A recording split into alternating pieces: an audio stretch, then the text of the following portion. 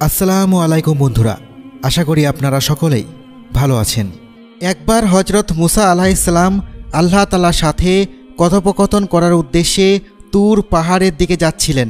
পথিমধ্যে মুসা আলাইহিস সালাম একটি ঝর্ণা দেখতে পান।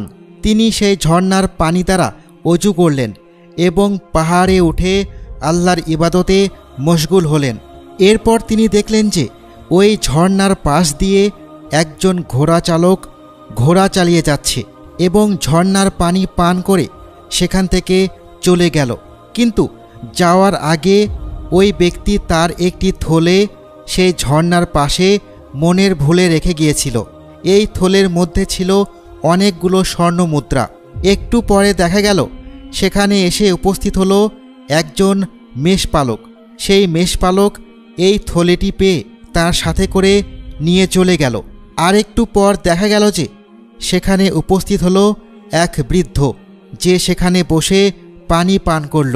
তখন যে ঘোড়াওয়ালা ব্যক্তিটি তার স্বর্ণ মুদ্রা মনের ভুলে ঝর্ণার পাশে রেখে গিয়েছিল, সে তার স্বর্ণ মুদ্রার ব্যাগটি খোঁজার জন্য পুনরায় সেই ঝর্ণার পাশে চলে আসলো।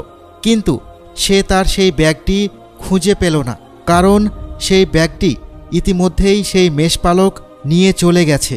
স্বর্ণ মুদ্রার ব্যাগটি সেখানে না পেয়ে ঘোড়াওয়ালা ব্যক্তি খুবই রেগে গেল এবং তার সাথে দেখা হয়ে গিয়েছিল ওই বৃদ্ধ ব্যক্তির।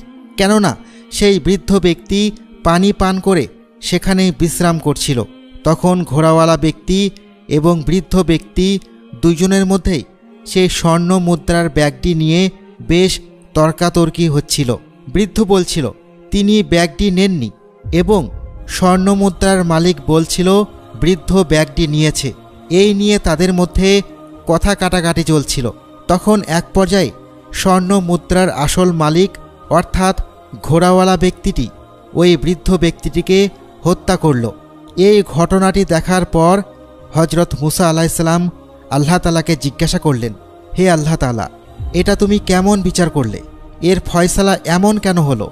তখন আল্লাহ তাআলা বললেন, এই বৃদ্ধ ব্যক্তিটি একটা সময় ঘোড়াওয়ালা যুবকের পিতাকে হত্যা করেছিল। তাই ভাগ্যের কারণে ঘোড়াওয়ালা যুবকের হাতে আজ বৃদ্ধের প্রাণ গেল। আর মেষপালক ব্যক্তির পিতার স্বর্ণমুদ্রাগুলো ঘোড়াওয়ালা যুবকের পিতা একবার কেড়ে নিয়েছিল। তাই ভাগ্যের জোরে মেষপালক সেই স্বর্ণমুদ্রাগুলো এত বছর পরে ফিরে পেল। মূলত মেষপালক তার নিজের হক নিজেই পেল। এবং মনে রাখবে, নিশ্চয় আমি উত্তম বিচারক। বন্ধুরা, ঘটনাটি থেকে আমরা এটাই বুঝতে পারি যে আল্লাহ তাআলা হলেন উত্তম বিচারক। তার বিচার সবসময় সুন্দর এবং সঠিক।